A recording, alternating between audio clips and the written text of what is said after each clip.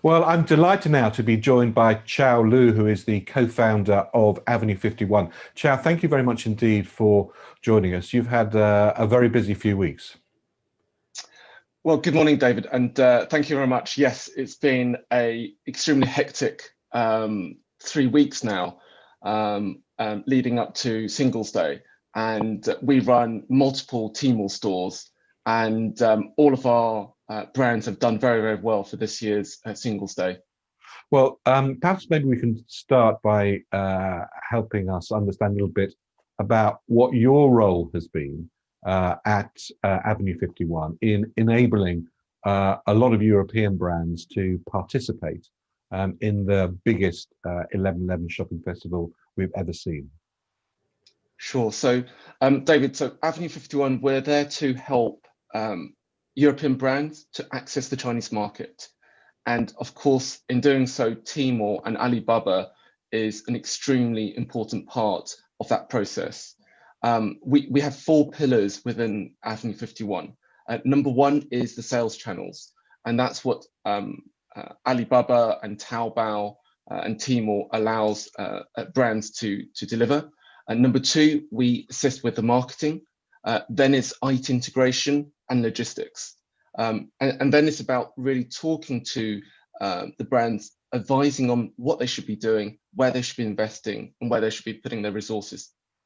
Now, given the scale that 11/11 has become, this isn't something that you can prepare for a couple of weeks before the 11/11 program starts. So, in your experience, when should brands start thinking about their shopping festival planning?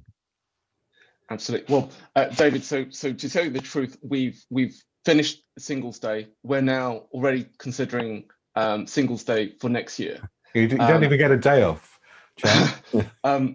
Well, and I think this is the amount of preparation that both Alibaba does and we have to follow suit. So after every Singles Day, Alibaba will do a wrap up with all the stores about what went well, what could be improved, and therefore that sets a scene to prepare for the next Singles Day.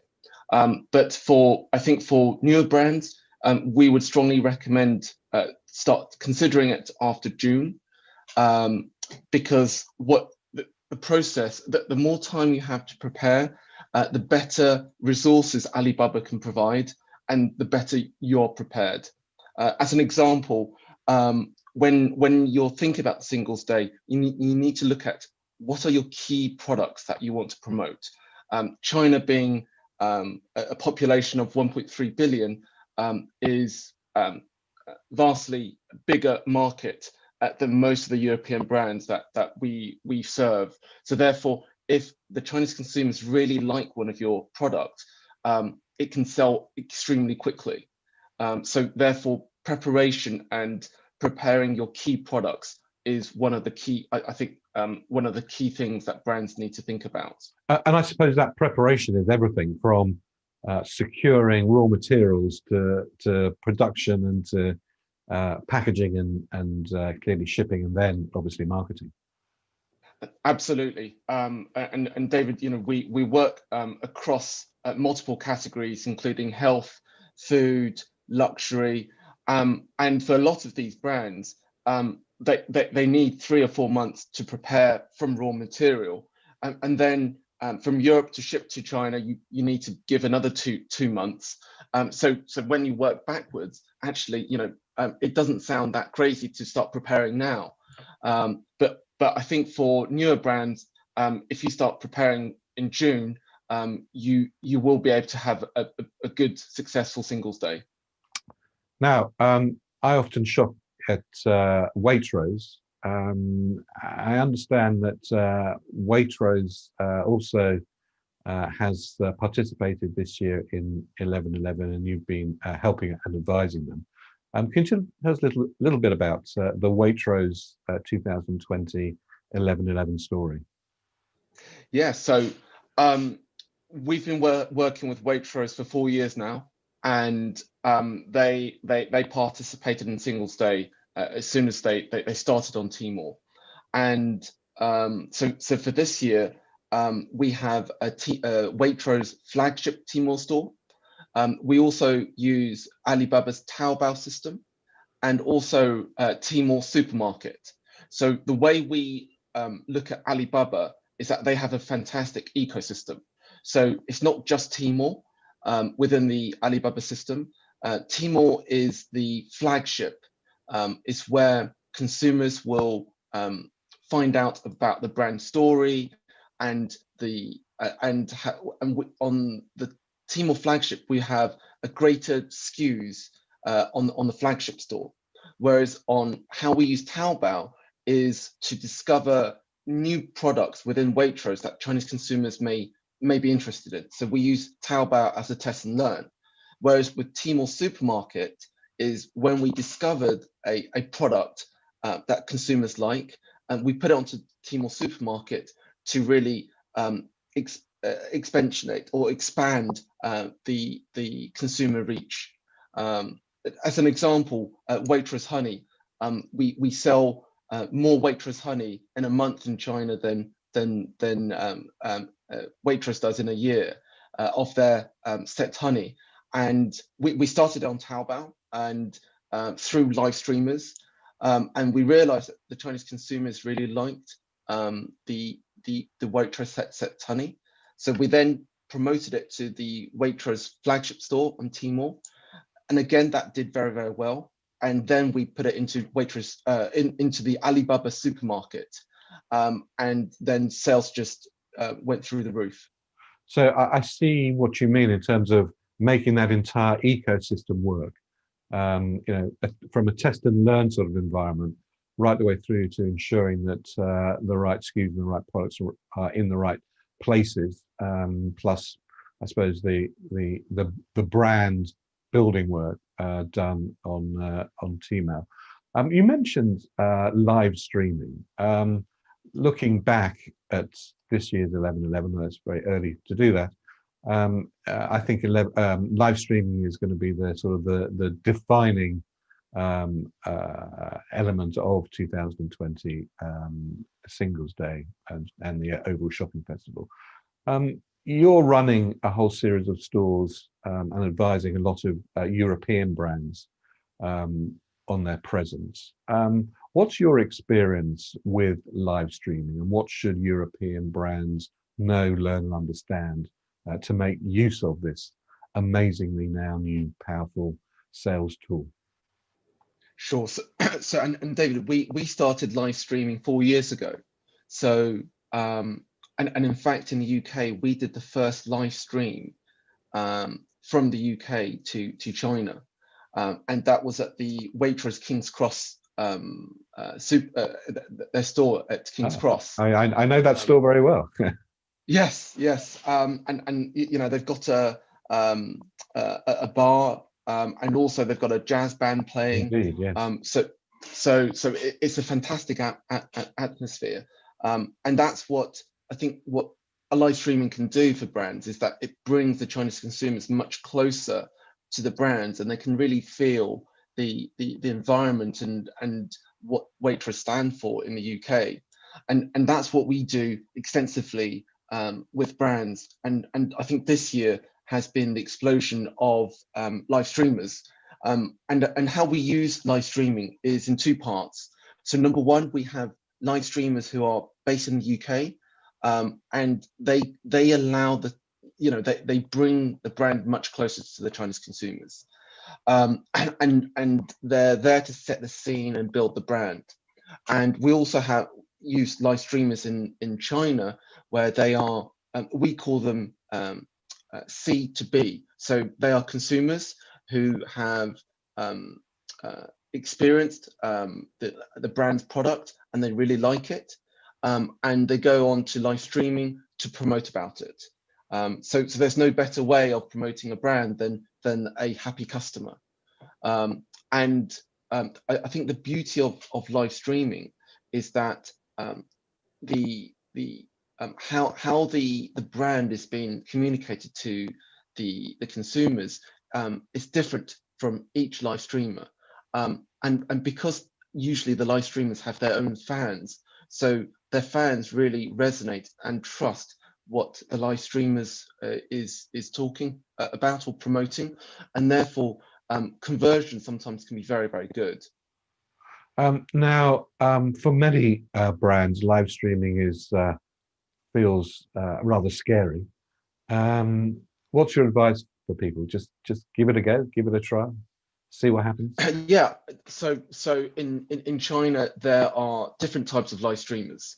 So at the very, very top end, there are people called lidati who can sell 100,000 lipsticks within 10 seconds. So those are what we call the top live streamers. And then you've got live streamers who are celebrities who have a large fan base, and those people can, if those people endorse your product, it can reach out to a greater audience. And then you've got live streamers who are smaller in terms of fan base, but because they've built their fan base organically, they have a very tight relationship with their fans. And how we would recommend brands to do is to start off with smaller live streamers to find out whether your product really resonates with the consumers, or what products that you've got resonates with the consumers, and then build up. And that way, it's easier for you to control stock, find out what's popular, and it's very, very good for your ROI. Well, given the number of brands that you work with and their experience over the last week or so, perhaps you could just give us some of your highlights of this year's 11/11, some observations and things that we Sure. should think about for the next series of Chinese shopping festivals. Sure. So this year's Singles Day or Double 11 it started on the 1st of November, and of course the climax was yesterday on the 11th of November. So one of the benefits of that is from a operations point of view, it places less pressure on us because instead of trying to convert customers within 24 hours, we've effectively been given 11 days to do so. And therefore, it allows us to try different things, and it gives us more time to think and to review. And I think that's one of the biggest benefits of extending this sales festival. And in fact, what Timor allows us or encourages us to do is to have warm-ups.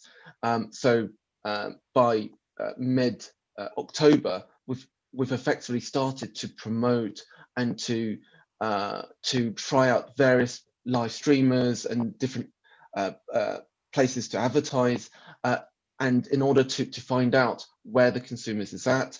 And again, it's all about preparation, I think. Well, I think it's interesting you say that, because when Alibaba announced that this was going to be over 10, 12 days or so, I think a lot of people were amazingly surprised, and the focus being taken away from a single day. But from what you're saying, also from a brand perspective and from an operations perspective, that move has actually enabled a lot more breathing space, but obviously a lot more thinking space, and a way you can be even more proactive from your brand's perspective. Yeah, and the other big advantage is that after the 1st of November, we had actually sold 70% of the stock that we had in Bond, and because there's 11 days, we were able to replenish, which we wouldn't have been able to do previously. So that has been a massive boost in terms of sales and performance for the brands. So I think for us, it's been a major plus. Now, finally, a little bit of your perspective on what you would say to brands who've looked at the performance of maybe their competitors or other brands over 11/11 and thinking, well, next year I really do need to improve what I'm doing, or I really need to take it seriously or even get into the marketplace for the first time. What would you say to those people? Sure. I think that China has one of the largest internet penetrations in the world. The consumers are willing, and they are very eager to find out more about European brands. So I think from that perspective, I would encourage brands to look seriously at entering to China. However, if they do decide to go into China, you need to be well prepared. We talked to a lot of brands throughout the year, and some brands would say, I just want to pay the fees and think that as soon as I'm on the marketplaces, I'm going to get sales instantly. But that's not the case. I think in order to be successful in China, your senior management team have to have the buy-in within the senior management team, because you need to put a lot of resources into it, in terms of the personnel, and the investment of marketing, in terms of the supply chain, in terms of how, what does your brand want to stand for in China? All of these things, we as partners, or consultants, can guide you, but ultimately you're the brand, and it's the brand that faces the Chinese consumers. So you've got to be well prepared and have thought this through before investing into China. But I think if you are prepared, and you've got the right resources, then you are far likely to succeed. Well, thank you very much indeed. Chao, the founder of Avenue 51. It's been a pleasure to talk to you. Thank you very much indeed. Thank you, David. Thank you.